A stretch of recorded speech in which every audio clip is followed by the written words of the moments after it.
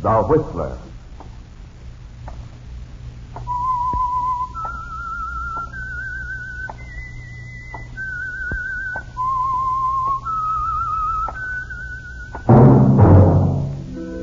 And now the Whistler's strange story.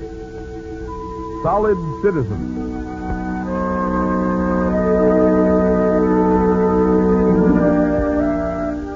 Harry Cummings stood at the window of the general store he'd inherited from his father, along with the goodwill the senior Cummings had built in the small fishing village of Bayville.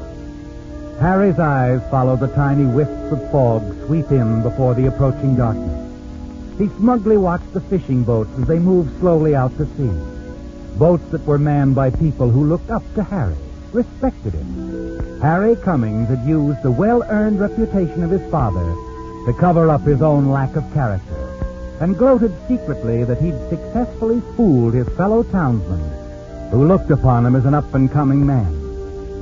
But he wasn't satisfied, for the one thing he wanted most of all, the one thing he'd plotted, schemed for, was still out of reach, and had been for years. He set his jaw, turned from the window, and walked behind the store counter.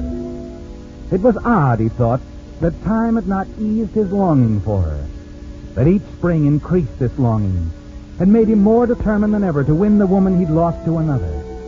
And he was ready to go to any length to bring this about. Then, as he prepared to close the store for the night, he heard the front door open, and she walked in. Well. Evening, Sarah. Hello, Harry. You're getting to be quite a stranger. I've been rather busy. Ah, sure. Harry, this bill, it came this morning. Is it correct? $345? Must be, Sarah. Nat's been handling my books for years. Hasn't made a mistake yet. I just thought that Jeff had paid something on it last month. He told me he would. Oh, don't worry. Jeff will take care of it soon, I'm sure. Well, the tuna runs in. Yeah, heavier than it's been in years. Jeff's probably out there right now. No, he's been drinking again. He and that Frenchie Tobias.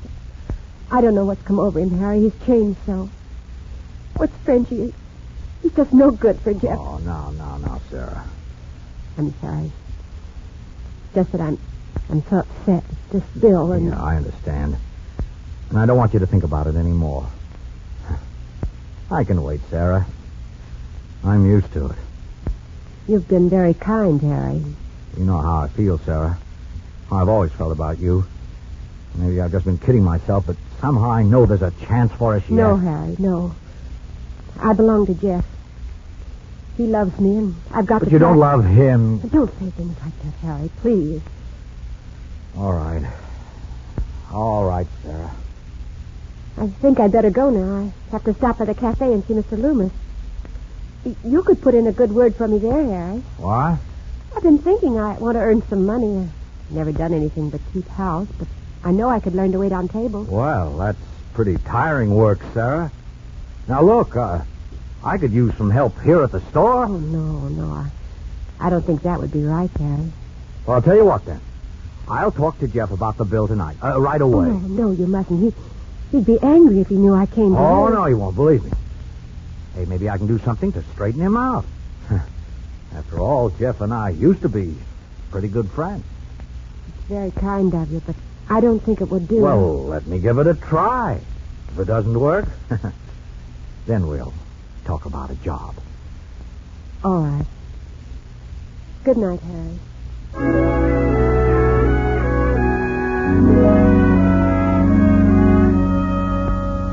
Yes, Harry. You're going to have a talk with Jeff for her sake, and for his, too. That's what Sarah thinks. A noble gesture, isn't it? But you meant every word when you said you'd do anything for her. Yes, anything. Even though the law says she belongs to another man. You know you're smart enough to change all that. And it will happen sooner or later. And one day she'll be Mrs. Harry Cummings. Moments after she's gone, you close the store, throw on your top coat against the chill of the wetting fog, walk 2 sand-gritted blocks to the wooden dock. You can hear the easy slap of the bay against Jeff's fisher, the throaty blast of a steamer beyond the bay's mouth. You climb aboard the small boat and make your way along the cluttered deck, and then stop before the cabin door.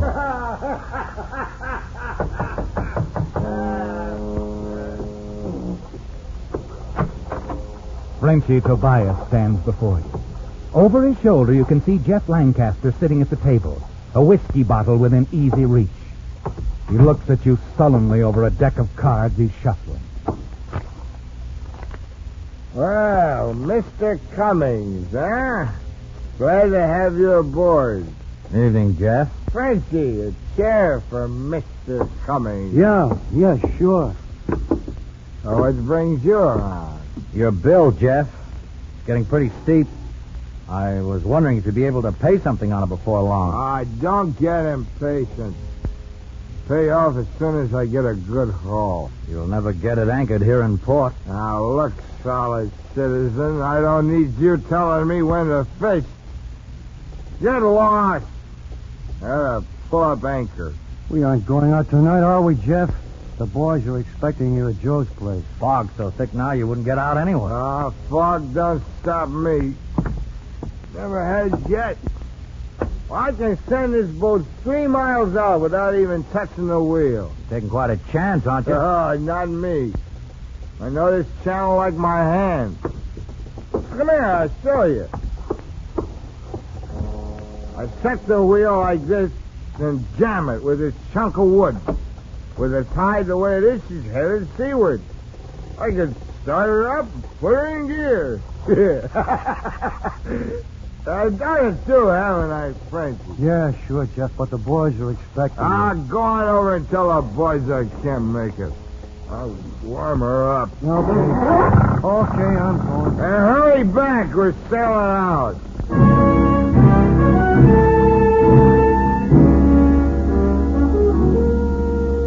You're alone with Jeff now, Harry. Watch him as he staggers back to the table, drops into the chair. He picks up the cards, shuffles them, then looks up at you and grins. His eyes are half closed, fighting off sleep. Sit down, Harry. Oh, come on, sit down. Let me buy you a drink. Huh? Thanks, Jeff. All right.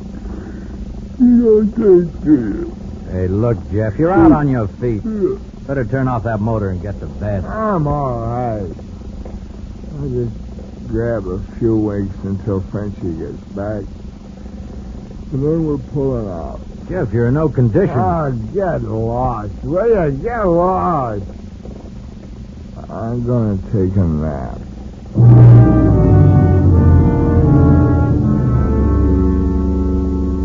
You watch him slump face down on the table. Your eyes swing around the cabin to the controls. You stare at the wheel jammed with a block of wood.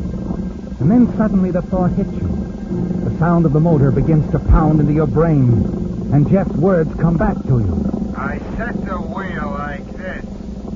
Jam it with this block of wood. With the tide the way it is, she's headed seaward. I could start her up, put her in gear. You look back at Jeff, sound asleep. Then slowly you walk over to him and stand there for a moment. Then you reach over to the shelf behind him, and your hand closes around a heavy monkey wrench.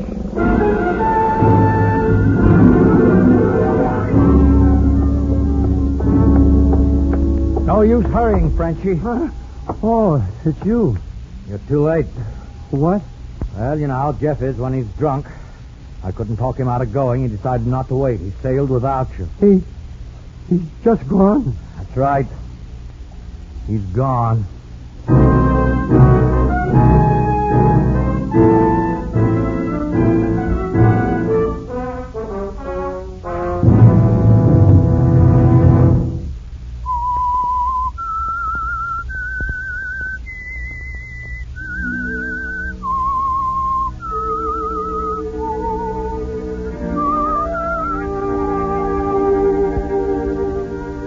You've schemed, plotted many things, but the thought of murder had never occurred to you before, had it, Harry? And suddenly it was there, as you stood over the sleeping Jeff Lancaster in the cabin of his small fishing boat. In a moment of swift decision, you found the solution to your problem, and it was all so simple. As you watched Jeff's boat move smoothly into the fog, disappear. You knew exactly what would happen. It would move straight out to sea for several miles. Then, caught in the racing current, it would swerve, drift into the Devil's Grotto 5 miles down the coast. And then it would crack to pieces on the rocks lining the shore. With Jeff dead, nothing could stand between you and Sarah.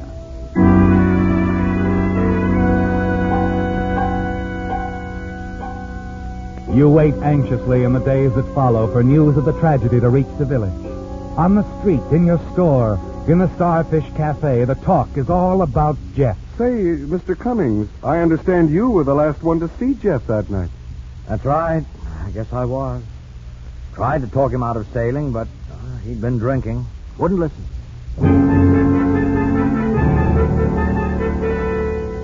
You find yourself repeating the lie over and over. And they believe you, don't they, Harry? Yes, you're Harry Cummings. Solid citizen, well-liked, respected. Why shouldn't they believe you? And then early on the morning of the 4th day, the news finally comes. Jeff's boat has been found, and you phoned Sarah. Yes, Harry, I heard about it a few minutes ago. The sheriff came by. He and some of his men were headed for the grotto. I wanted to go, but... Oh, no, it's too much for you, Sarah. But if Jeff's alive, hurt... Look, let me go for you. I'll start right now. You stay home and rest. I'll do all I can.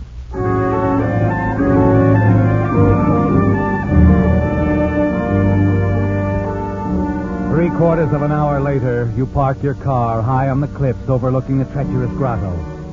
Below you, a rock-torn gash in her hull, Jeff's boat lies on a spot of sand beached by low tide. There are several men standing around the battered fisher, among them Sheriff Tanner. You make your way down over the jagged rocks and approach the sober-faced group.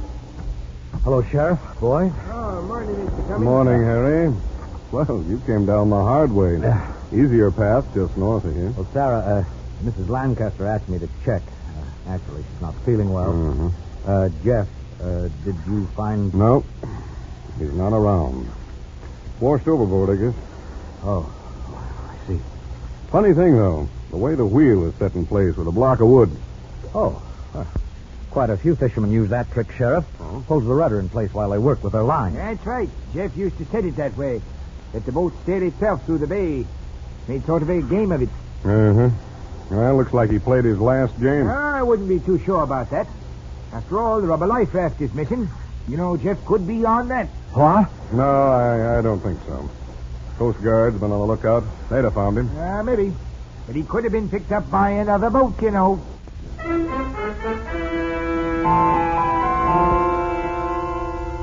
It's days later, and they still haven't found the body, have they, Harry? It bothers you, doesn't it? But you have other things to think of. Yes. Things like the accusations made by Frenchie Tobias to the sheriff. Frenchie here has been doing some crazy talking, Harry. I figured he ought to say it straight out to you. We could clear it up quick. Certainly, Sheriff. Go ahead, Frenchie.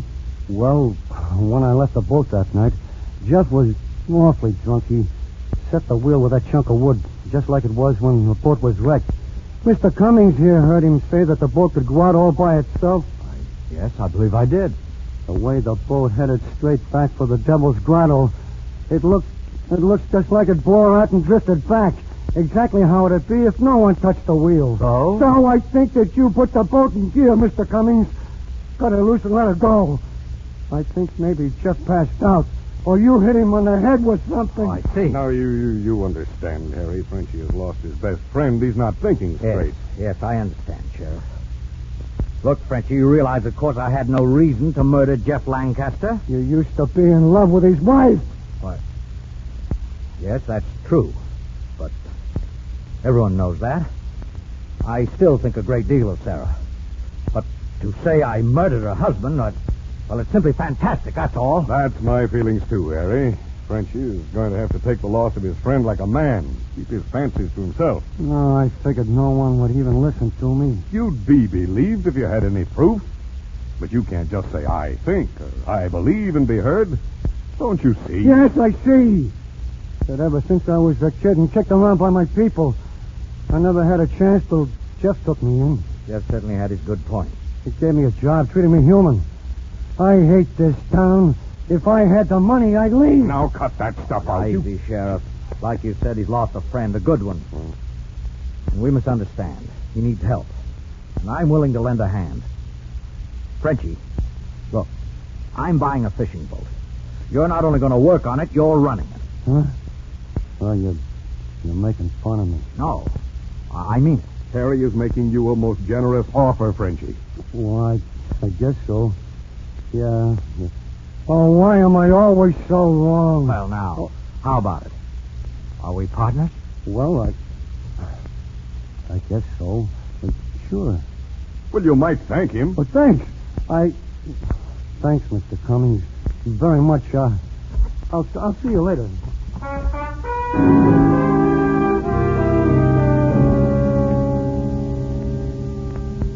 It was uncomfortably close, wasn't it, Harry? And now you have to buy a second-hand fishing boat and turn it over to Frenchie. But it's worth it, isn't it? Because you can stop worrying about him. Your action not only turns his anger into gratitude, it makes you a generous man in the admiring eyes of the town. Frenchie came in with his third load of tuna today, Harry. Yeah. I watched him unload. Say, he's so proud of himself in that boat that he hasn't even hired a helper. Does all the work himself. He'll turn out fine, Sheriff. You'll see. Sure. Thanks to you, Harry. It's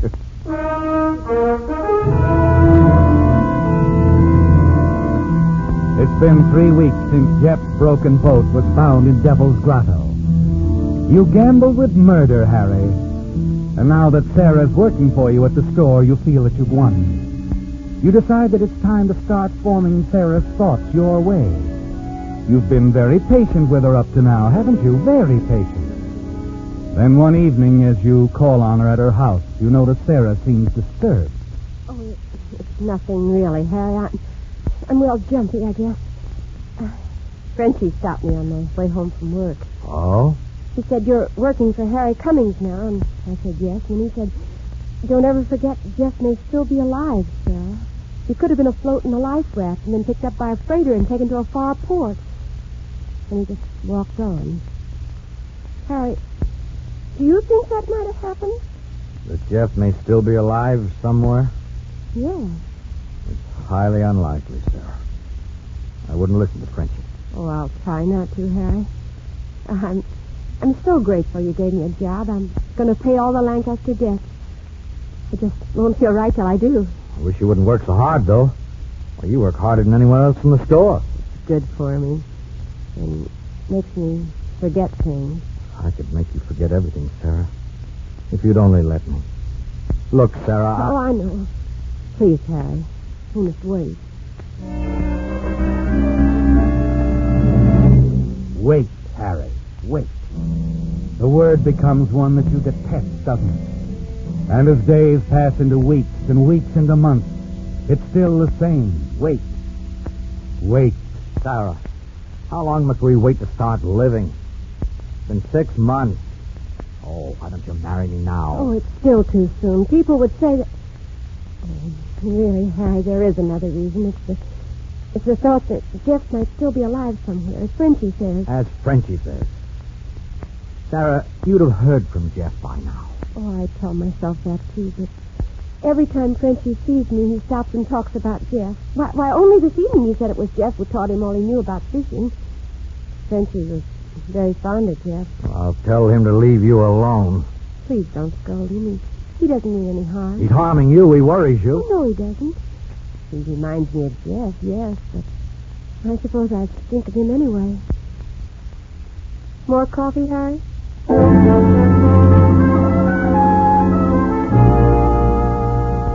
Frenchie's ruining everything, isn't he, Harry? Jeff's devoted friend. And you can't stand it much longer. The waiting must stop. And walking home that night, you know there's really only one way. It's been the answer before, hasn't it, Harry? You decide that it must serve you again. You walk past your own place that night, thinking it all out, step by step, discarding one method for another. And then, quite suddenly, you have it. And it's simple, isn't it? All you have to do is make sure of one thing. You do the very next day. Frenchie? Oh, Frenchie. Yeah? Oh, Mr. Cummings. Hello there. How was it today? Oh, fair catch, Mr. Cummings, but I came in early. Oh? You, going out tonight? That's right. You're a hard worker, Frenchie. Best fisherman on the dock. Almost as good as Jeff Lancaster. Nobody's as good as Jeff Lancaster. He was a good teacher, wasn't he? Jeff? He taught me all I know. Yeah, sure he did. Say, you use the same method, don't you? Even the block of wood on the wheel and all that? Oh, that's a good idea. A man can run his boat and get some rest, too. Yeah, I suppose so. And speaking of rest, Frenchie, you better get some for tonight. Well, I was just going up to my room, Mr. Cummings, making sure the boat was ready, that's all. Well, I'll see you later. Yeah, sure, Frenchie. Sure you will.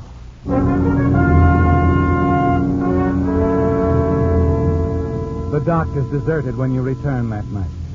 You've timed it so that you'll arrive a little before Frenchie does, because you've something to take care of. It doesn't take long, does it, Harry? A few sturdy blows with a heavy wrench, and you manage to loosen the sea cocks in the forward part of the boat. Not much. Just enough to let the water begin to seep into the hold. In an hour or so, the sea will accomplish the rest, won't it? Frenchie will go down with the boat, and the last threat to your happiness will be removed. Frenchie, the stupid, devoted friend who won't stop reminding Sarah that Jeff may be alive. A few minutes later, he comes onto the dock. Hello. Hello there. Somebody on board? Yeah, it's me, Frenchie. Oh, Mr. Cummings. I wanted to see you off on your trip. See me off? Oh, now look, Mr. Cummings, you didn't have to do that. This trip's no different than a dozen others I've made. You didn't have to come down and... Oh, you're wrong, Frenchie. I did have to come down. This trip is different.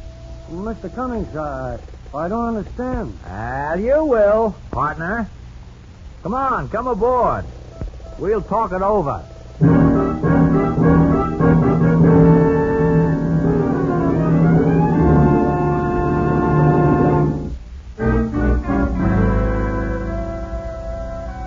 It's almost over, Harry. You have the monkey wrench in readiness. The same one you used to knock the sea cocks loose. And you know that at this moment, water is already seeping into the forward hold. You're both in the cabin now, and you have only to knock Frenchie out and send the little boat out to sea. Anyway, in an hour or less, there will be enough seawater in the hold to sink her. Sink her deep. And then suddenly Frenchie has something to say. Something that surprises you. I don't know how you found out, Mr. Cummings. You seem to figure these things... Anyway, you're right. This was to be a different trip. What do you mean, Frenchie? Well, I planned to run away. Steal the boat? Oh, no, I'd have sent it back somehow, but I wanted to leave this town, Mr. Cummings. Get away, go places where I'm not always reminded of Jeff. You're a good friend. Yeah. You've been a friend, too. Only I haven't been very grateful, I guess. Oh, you've been all right, Frenchie. Anyway, it doesn't matter. Yes, it does. You were trying to help me. And all the time I hated you.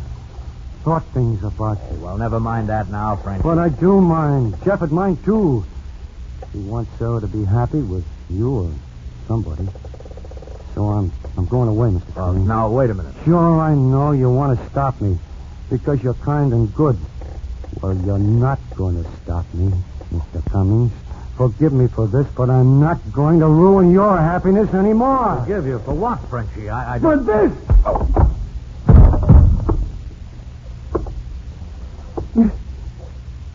I'm sorry, Mr. Cummings. Honest, I am. I didn't want to knock you out, much less tie you up. But I knew you'd talk me out of leaving if I didn't. That's the way you are. Always trying to help somebody. And I'm not worth helping.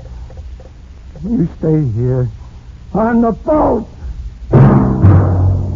This is the United States Armed Forces Radio Service, the voice of information and education.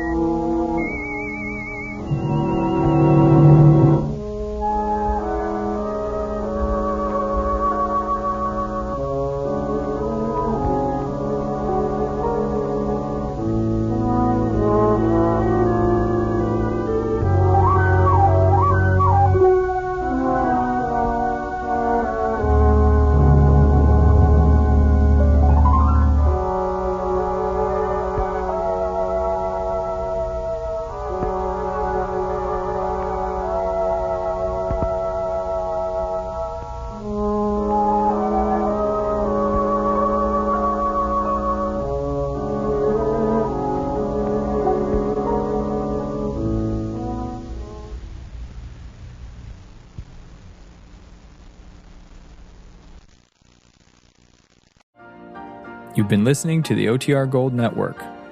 Find more classic radio at otrgold.com.